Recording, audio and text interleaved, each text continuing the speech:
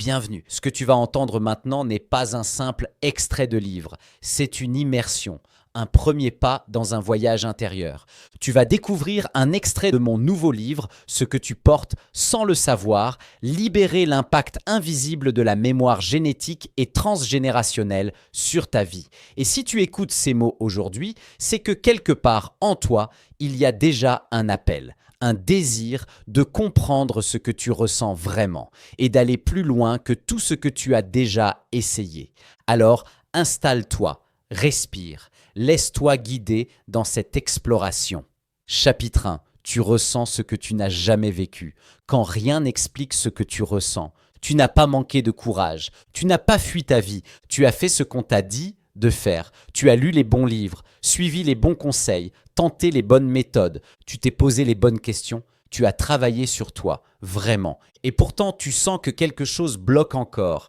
Pas tout le temps, mais juste assez souvent pour que ce soit épuisant, juste assez profondément pour que ce soit perturbant. Tu avances, puis tu recules. Tu te lances, puis tu figes. Tu veux aimer, mais tu attaques ou tu fuis. Tu veux réussir, mais tu sabotes ou tu te caches. Et le pire dans tout ça, c'est que tu ne comprends pas pourquoi. Tu regardes ta vie et objectivement, tu n'as pas d'excuses, pas de grand traumatisme, pas de passé douloureux qui justifierait autant de peur, autant de luttes intérieures, autant de montagnes russes émotionnelles. Tout semble aller, mais à l'intérieur, tout est bancal. Tu ressens des émotions que tu n'expliques pas, des réactions qui ne t'appartiennent pas, des blocages qui ne collent pas avec ton histoire.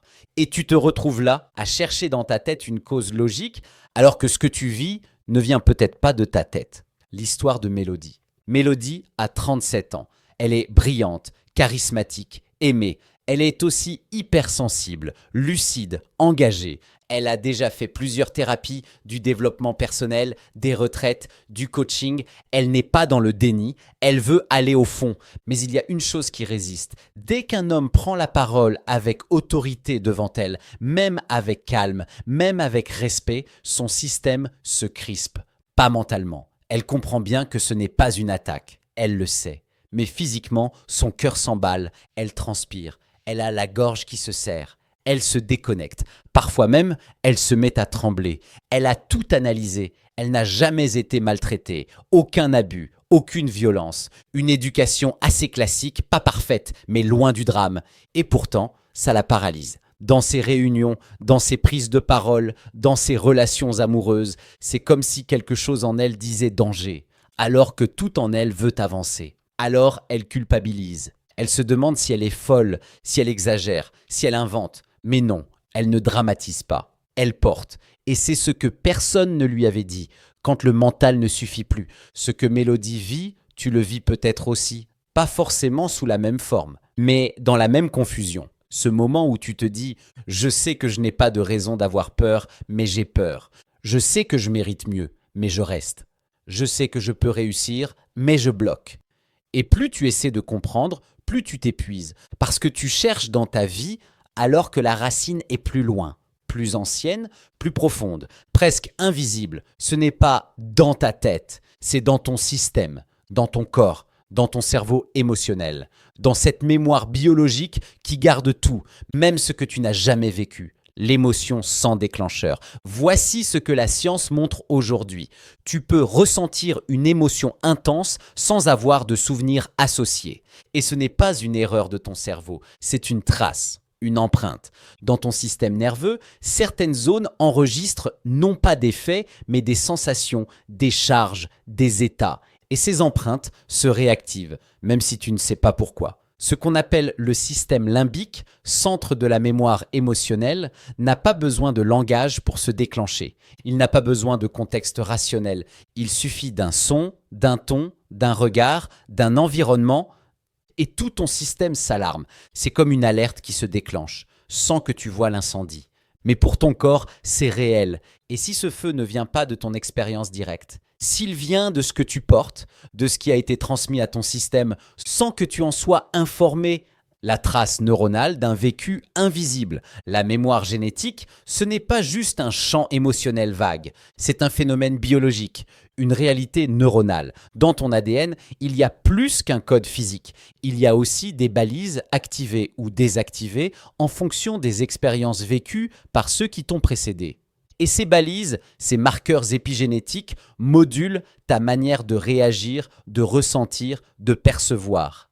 Certaines zones de ton cerveau sont plus réactives parce qu'elles ont hérité d'un système d'alerte plus sensible, parce qu'un de tes ancêtres a vécu une guerre, parce qu'une femme de ta lignée a été humiliée en public, parce qu'un homme a dû se taire toute sa vie pour survivre. Et toi, tu réagis à des situations banales, avec une intensité qui ne t'appartient pas. Illustration concrète. Adrien et le sabotage invisible. Adrien a 42 ans. Il est talentueux, créatif, audacieux. À chaque fois qu'il lance un projet, il capte l'attention. Mais toujours, au moment où ça pourrait vraiment décoller, il lâche. Soit il devient dur avec lui-même, soit il oublie un détail crucial, soit il se sabote. Il a beau être conscient, il rejoue ce scénario encore et encore. Il a grandi dans une famille normale, parents aimants, aucun drame visible. Mais en travaillant avec lui, on découvre un fil. Son grand-père, résistant pendant la guerre, a été dénoncé pour avoir trop parlé. Capturé, torturé, réduit au silence. Sa vie a basculé le jour où il a osé se montrer. Personne ne parlait de ça. Adrien n'a jamais entendu cette histoire dans le détail, mais son système, lui, l'avait enregistré. S'exposer égale danger. Être visible égale mourir socialement. Et Adrien portait cette équation dans son système, sans le savoir. Ce n'est pas dans ta tête, c'est dans ton corps. Tu vois, on t'a appris à tout comprendre, tout analyser, tout expliquer. Mais ce que tu vis dépasse l'analyse. Ce n'est pas une défaillance, c'est une mémoire. Pas une mémoire mentale, une mémoire cellulaire, émotionnelle, une mémoire de survie. Et tant que tu la traites avec des outils mentaux, tu tournes en rond. Parce que la racine est ailleurs, dans ce que ton système a gardé, dans ce qu'il a reçu et qu'il rejoue sans t'en parler. Phrase clé. Ce que tu ressens n'a pas besoin de ton consentement pour exister. Tu n'as pas choisi cette peur, tu ne l'as pas inventée, mais aujourd'hui, tu la portes. Et c'est là que tout commence. Non pas dans l'effort de la faire taire, mais dans le courage de l'écouter, dans la lucidité de reconnaître qu'elle vient peut-être de loin. Et que ce n'est pas une malédiction, c'est une transmission. Et tout ce qui est transmis peut être transformé. Tu ne fabriques pas tout ce que tu vis, mais tout ce que tu vis a une source, même si elle ne t'appartient pas. Et il est temps maintenant de remettre les faits à leur place, de regarder en face ce que la science confirme. Tu ne portes pas juste ton histoire, tu portes ce que d'autres ont vécu et que ton corps n'a jamais oublié. La mémoire génétique, ce que la science n'a plus le luxe d'ignorer.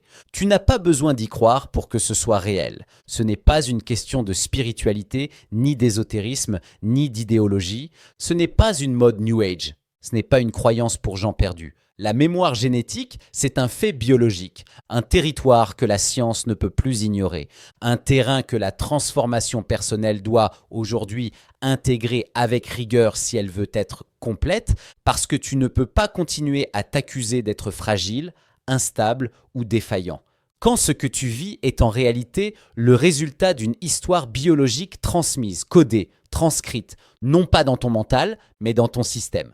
Et ce système, la science peut aujourd'hui le lire. Ce n'est pas dans ta tête. Combien de fois on t'a dit que tu penses trop, que tu devrais lâcher prise, que tout était dans ta perception, comme si tu inventais ce que tu ressens. Mais tu ne l'inventes pas, tu le portes. Et ton corps, lui, ne ment jamais. La mémoire génétique n'est pas une idée abstraite. C'est une forme de mémoire biologique, silencieuse, mais active. Une mémoire cellulaire, épigénétique et émotionnelle, transmise avant même ta naissance. Et contrairement à ce qu'on croyait il y a encore quelques décennies, ton ADN n'est pas un code figé. Ce n'est pas une boucle fermée. C'est un système dynamique qui dialogue en permanence avec ce qui s'est vécu avant toi. Et ce que tes ancêtres ont vécu marque ton corps, influence ton système nerveux, modifie ton seuil de stress et façonne ta manière d'être au monde. L'ADN est une base, pas un destin. Tu es né avec un patrimoine génétique, oui, Mais ce patrimoine n'est pas une condamnation, c'est une base d'information sur laquelle se greffent des signaux, des expériences, des charges émotionnelles, des environnements qui modifient l'expression de tes gènes. C'est ça, l'épigénétique.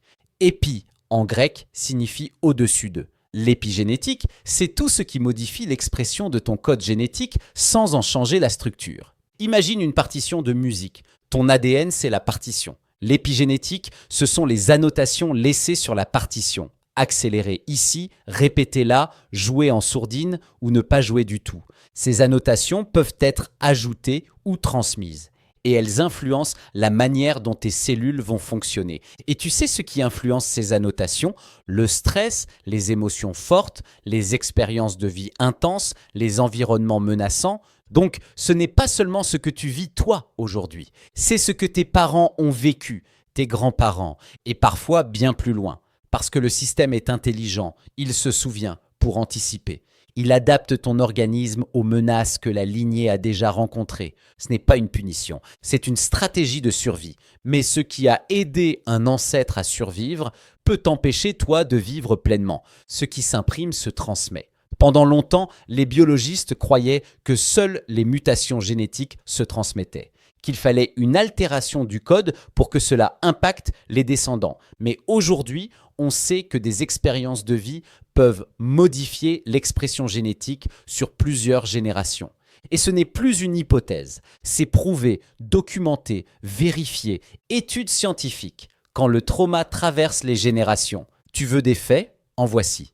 Étude 1. Les réfugiés syriens et leurs descendants. En 2025, une étude internationale menée par l'université de Yale a montré que les violences vécues par des réfugiés syriens avaient laissé des traces épigénétiques mesurables dans leur ADN. Ces modifications ne touchaient pas seulement les victimes directes, mais aussi leurs enfants et petits-enfants jusque dans la troisième génération. Concrètement, les chercheurs ont observé des changements dans l'expression de gènes liés au stress, à l'anxiété et aux réponses inflammatoires. Même les petits-enfants qui n'avaient jamais vécu la guerre portaient cette empreinte biologique. C'est comme si le traumatisme avait écrit une note invisible sur leur génome, une mémoire de danger, transmise sans mots, sans récit, directement dans les cellules. Étude 2. La famine hollandaise de 1944. Une des études les plus célèbres sur l'épigénétique transgénérationnelle vient des Pays-Bas. À la fin de la Seconde Guerre mondiale, les habitants ont vécu une famine extrême pendant plusieurs mois. Les femmes enceintes durant cette période ont donné naissance à des enfants présentant des troubles métaboliques graves, obésité, diabète, maladies cardiovasculaires. Mais l'impact ne s'est pas arrêté là. Leurs petits-enfants ont également montré des modifications épigénétiques spécifiques liées au métabolisme. Autrement dit, une femme affamée en 1944 a modifié biologiquement la santé de sa lignée sur 3 générations. Et personne ne leur a jamais parlé de ça. Étude 3. Le stress chez les souris et leurs petits-enfants. Des expériences en laboratoire ont montré qu'on pouvait induire une mémoire traumatique transmise sur plusieurs générations.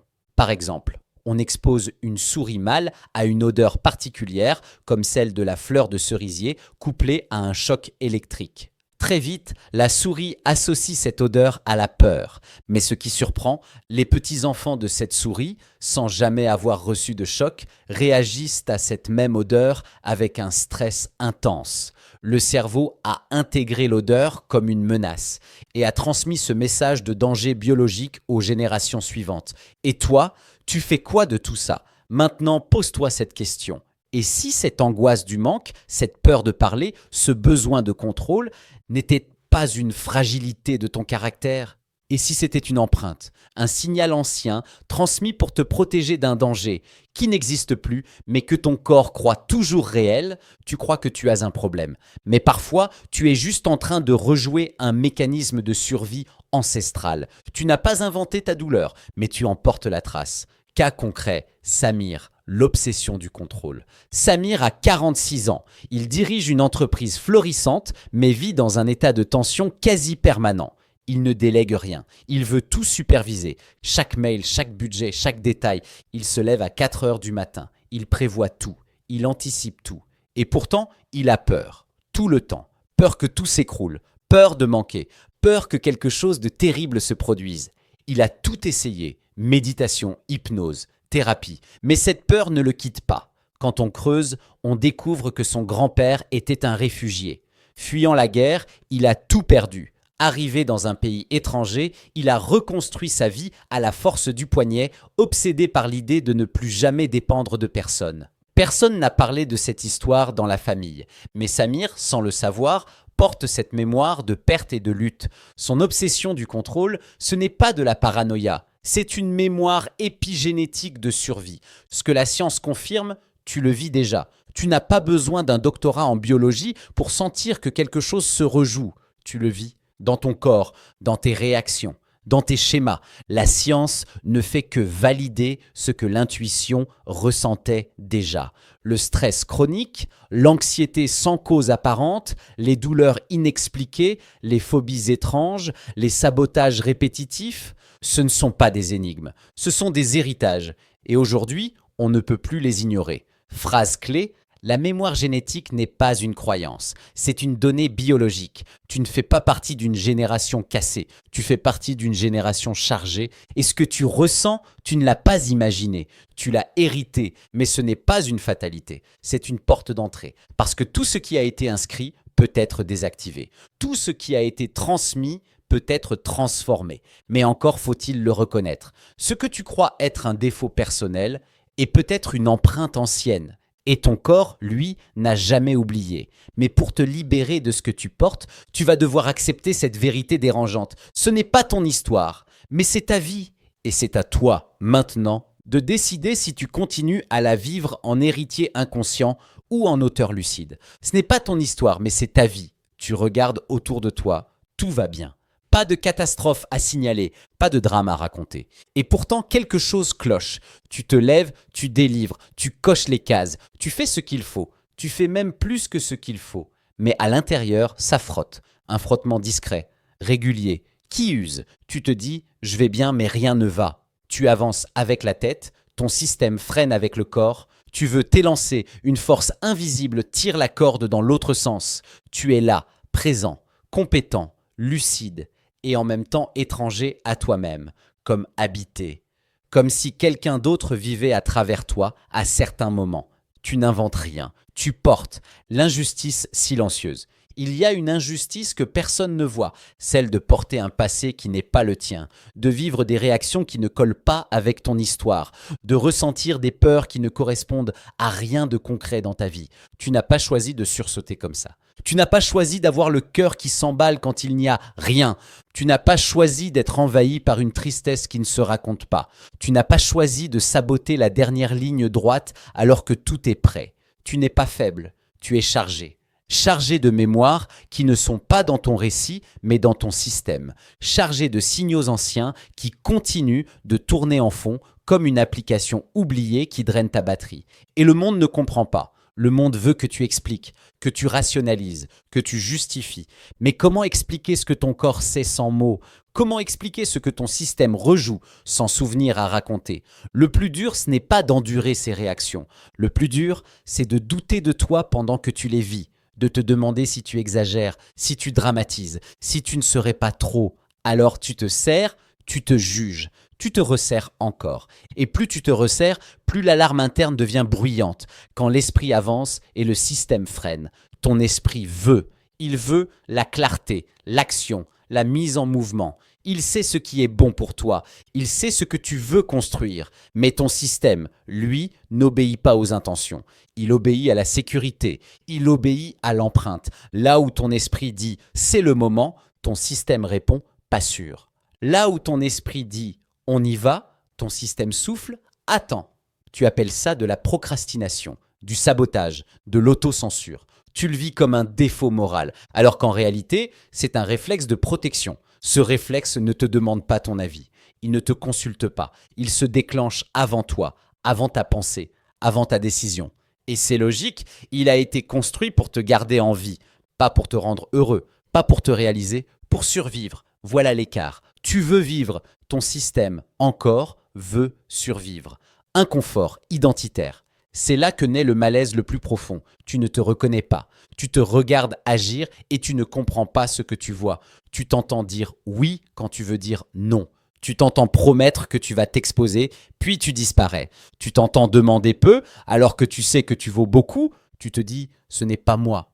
Mais c'est toi aujourd'hui, piloté par une couche plus ancienne que ton récit.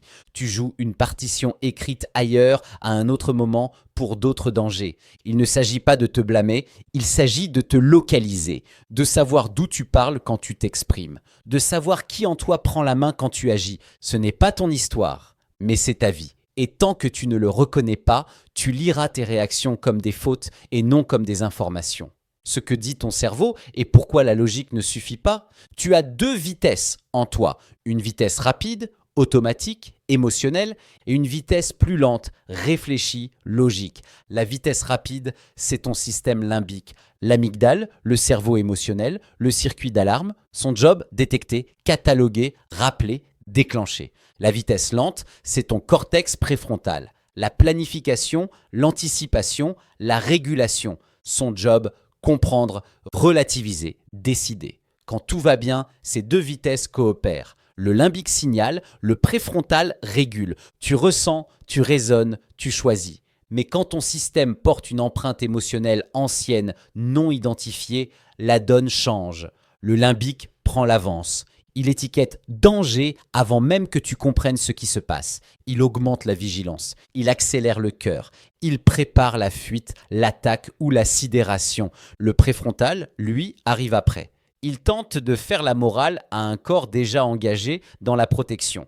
Il dit « calme-toi, il n'y a pas de danger ». Mais la logique n'a aucun effet sur une alarme déjà déclenchée. Ce n'est pas que tu manques de volonté. C'est que la volonté n'est pas l'outil qui parle à l'empreinte. La volonté est un outil cognitif. L'empreinte est un programme émotionnel et somatique. Quand un déclencheur touche la trace, il active une prédiction. Cette situation ressemble à une ancienne situation dangereuse. Ton cerveau n'attend pas la preuve. Il préréagit. Parce que pour survivre, mieux vaut une fausse alerte qu'un vrai drame. Alors tu figes devant la caméra, tu oublies d'envoyer le contrat, tu reportes la discussion essentielle, tu n'as plus d'énergie, tu rationalises ensuite. Mais la décision a été prise en dessous, avant toi. La mémoire implicite, quand la vie s'organise autour d'une trace. Il existe une mémoire qui ne passe pas par les mots, une mémoire implicite. Elle enregistre des sensations, des associations, des contextes. Elle enregistre le climat d'une scène, plus que l'histoire. Et ce climat devient une carte. Cette carte te dit, quand tu sens ça, fais ça. Quand tu vois ce type de visage, retiens-toi. Quand la pièce se tait, ne bouge plus. Quand l'argent arrive, fais une erreur. Quand la relation devient sérieuse, pars. Peu à peu, ta vie s'organise autour de cette trace. Tu construis des routines invisibles, tu crées des trajectoires prévisibles, tu fais des choix raisonnables qui te maintiennent en sécurité selon l'empreinte, pas selon ta vision.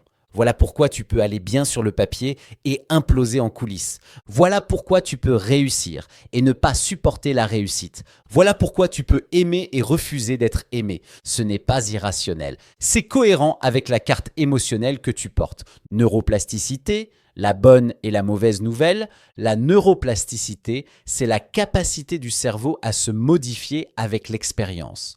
Bonne nouvelle, si des programmes se sont écrits, ils peuvent se réécrire. Mauvaise nouvelle, tant que tu répètes les mêmes scénarios, tu renforces les mêmes circuits. Chaque fois que tu cèdes à l'empreinte, tu entraînes l'empreinte. Chaque fois que tu la regardes, la nommes, la traverses autrement, tu entraînes une autre voie. Tu ne peux pas désinstaller l'ancienne carte en la reniant. Tu l'affaiblis en pratiquant une trajectoire nouvelle en état de sécurité. C'est un entraînement, pas une révélation miraculeuse, pas une punition éternelle. Voilà pourquoi on ne se parle pas pour guérir une empreinte. On se régule, on se repositionne. On reprogramme par l'expérience et pas seulement par l'intellect. Illustration, l'entrepreneur est le seuil invisible. Appelons-la Maëlys, brillante, vision claire, énergie de feu.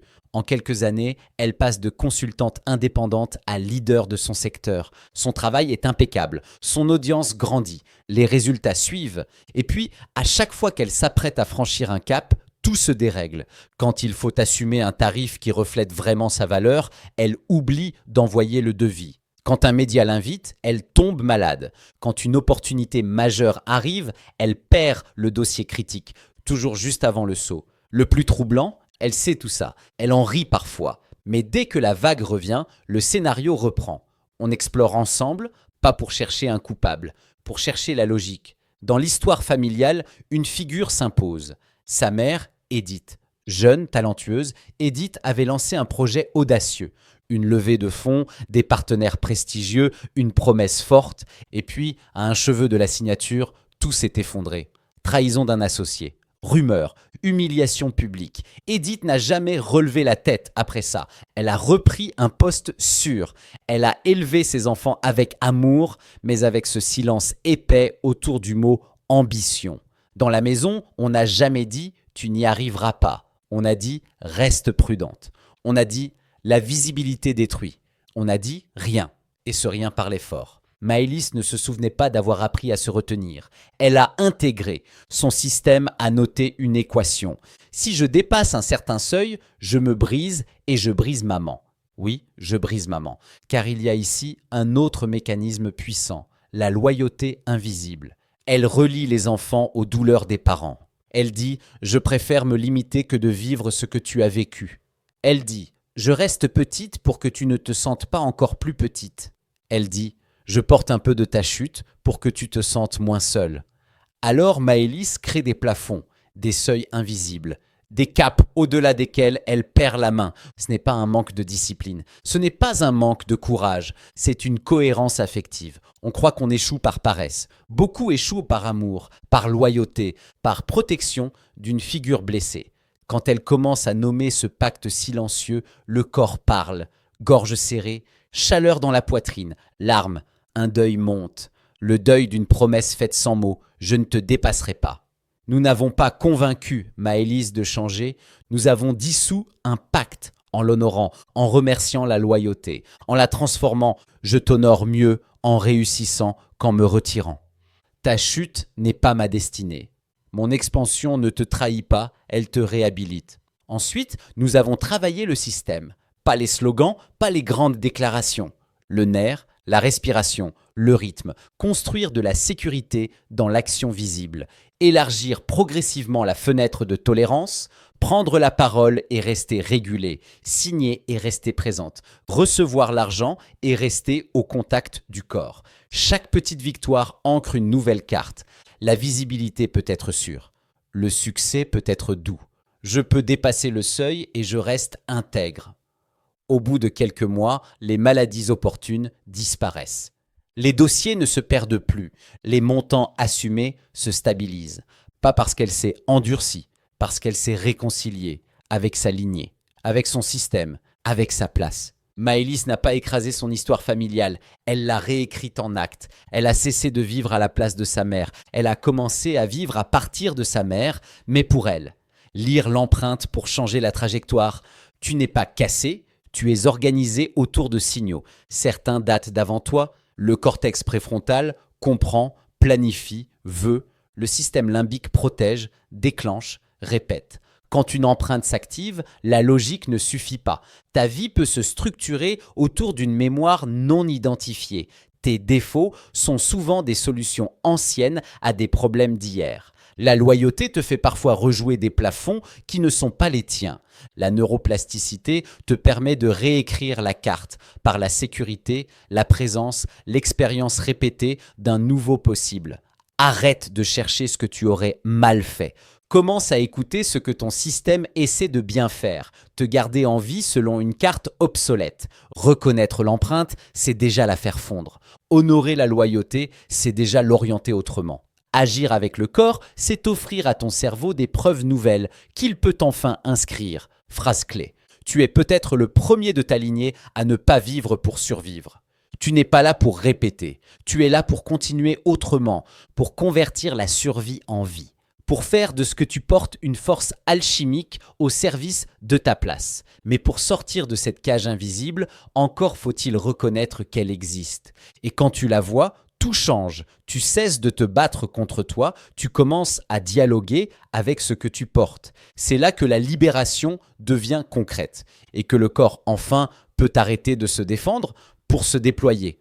Pourquoi ça ne suffit pas de comprendre? Tu as compris. Tu as lu les bons livres, pris des notes, souligné des phrases, fait des schémas. Tu as fait des stages, noté les punchlines des formateurs, visualisé ton futur idéal. Tu as répété devant le miroir « Je mérite la réussite, je suis capable, j'ai confiance ». Et parfois, ça a marché. Sur le coup, tu as senti un élan, une vague de motivation. Tu es rentré gonflé d'énergie, décidé à changer ta vie. Puis, la vie a repris. La routine, les doutes, les vieilles sensations. Et ce que tu croyais avoir laissé derrière toi est revenu. Parfois plus fort, parfois plus subtil, toujours présent. Alors tu as pensé que tu n'avais pas assez essayé, pas assez travaillé, pas assez cru. Tu t'es accusé de manquer de volonté, d'être moins solide que les autres. Mais écoute bien, ce n'est pas ça, ce n'est pas toi qui manque. C'est le modèle qu'on t'a vendu qui est incomplet, le piège du mental tout-puissant. On t'a appris que comprendre, c'était suffisant. Que si tu savais d'où venait ton problème, il allait disparaître. Que si tu avais le bon mindset, tout allait s'aligner. Que si tu répétais une affirmation assez de fois, ton cerveau allait finir par y croire. Mais ton corps n'obéit pas au slogan. Ton système nerveux n'écoute pas les mantras. Ta mémoire profonde n'entend pas les raisonnements. Parce qu'il y a deux niveaux en toi. La pensée consciente, lente, logique, structurée, et la mémoire implicite, rapide, émotionnelle, somatique. La pensée consciente peut mettre 300 millisecondes à formuler une réaction. Ton système nerveux autonome, lui, déclenche une réponse en moins d'une milliseconde. C'est 500 000 fois plus rapide. Alors oui, tu peux dire « je suis en sécurité ». Mais si ton corps détecte un signal qu'il associe au danger, la partie est déjà jouée. Tes muscles se contractent, ton cœur s'accélère, tes mains deviennent moites et ton mental court derrière en répétant « tout va bien ». Ce n'est pas que tu manques de discipline, c'est que tu ne joues pas au bon niveau. Le mental comprend, le corps se défend. Imagine que tu es dans une voiture, ton esprit est au volant, il sait où aller. Il a le GPS, il appuie sur l'accélérateur. Mais sous le capot, ton système nerveux a enclenché le frein à main. Pas par méchanceté, par réflexe. Parce qu'il croit que la route devant toi est dangereuse. Tu peux appuyer autant que tu veux sur l'accélérateur.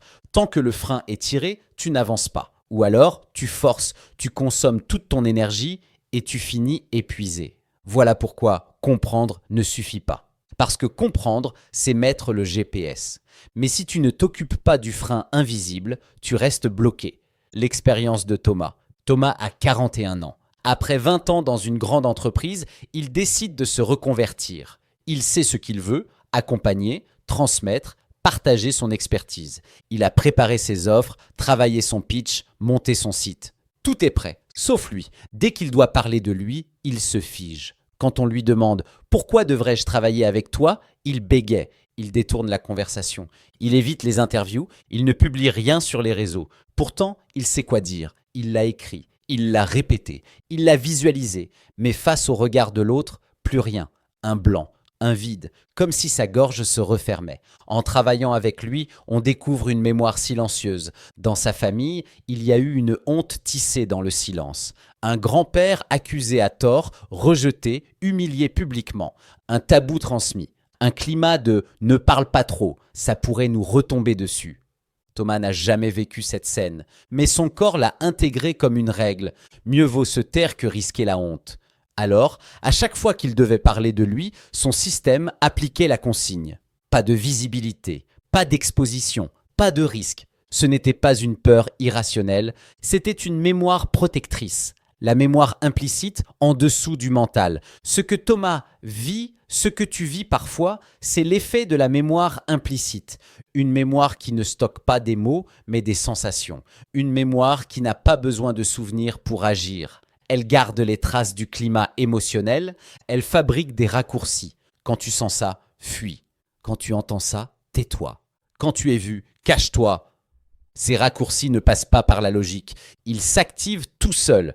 Et tant qu'ils sont là, la logique ne les efface pas. Tu peux expliquer à ton système nerveux qu'il n'y a plus de danger. Il n'écoute pas les explications, il écoute les preuves. Et les preuves, ce sont les expériences. Des expériences nouvelles, vécues en sécurité. Voilà pourquoi les affirmations, les mantras, les slogans ne suffisent pas. Ils parlent au mental. Mais pour changer une mémoire implicite, il faut descendre plus bas. Dans le corps, dans le rythme, dans la respiration, dans l'expérience incarnée. Pourquoi ça ne marche pas toujours ? Tu as peut-être déjà eu ce paradoxe, tu comprends parfaitement d'où vient ton blocage, tu as fait le lien avec ton passé, ton éducation, ton histoire, et malgré ça, rien ne change. C'est normal, parce que comprendre, c'est allumer la lumière. Mais ce n'est pas déplacer les meubles. La pièce est visible, mais l'encombrement est toujours là. Le mental est clair, le système agit. Et si tu veux transformer ta vie, tu dois impliquer le système, les 500 000 fois plus vite. Retiens ce chiffre. Ton système nerveux autonome agit 500 000 fois plus vite que ta pensée consciente. C'est lui qui régule ton cœur, tes poumons, ta digestion, tes réflexes. Tu ne lui donnes pas d'ordre, il agit. Alors imagine, chaque fois qu'une situation ressemble, même vaguement, à une mémoire ancienne, ton système agit avant toi, à ta place. Et tu arrives ensuite avec tes explications, tes livres, tes intentions. Mais tu arrives en retard, tu arrives quand la scène est déjà jouée. Voilà pourquoi tu te dis « mais je savais quoi faire, pourquoi je n'ai pas réussi ?» Parce que tu n'étais pas en première ligne. Ton système, lui, était déjà parti. Comprendre n'est pas inutile, mais ce n'est qu'une première marche. Ne te méprends pas.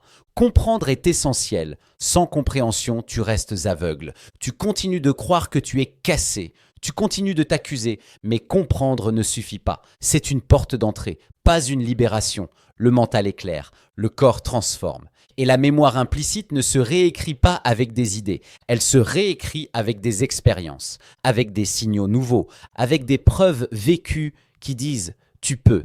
Alors arrête de croire qu'il te manque de la volonté. Ce n'est pas de volonté qu'il s'agit, c'est de système. Et un système, ça se régule, ça s'entraîne, ça se transforme. Phrase clé. Ce que ton mental comprend ne suffit pas à reprogrammer ce que ton système porte. Voilà la vérité inconfortable. Mais voilà aussi la clé. Tu n'as pas échoué. Tu as juste tenté avec l'outil inadapté. Et maintenant, tu sais.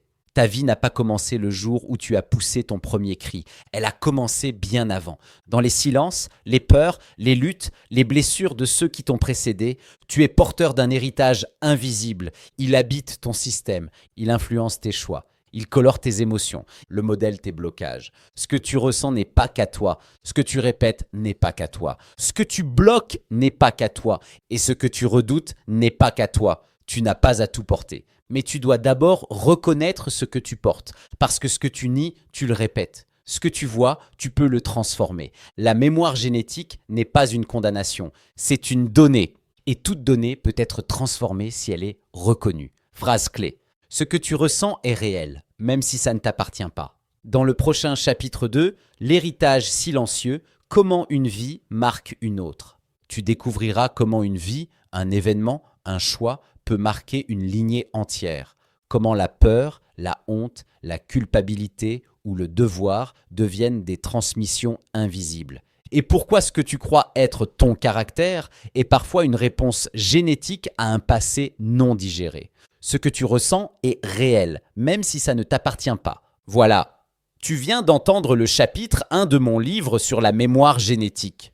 Tu as vu que ce que tu ressens n'est pas une faiblesse, ni une fatalité. Tu commences à comprendre que ce que tu portes, parfois, ne vient pas de toi, mais de plus loin.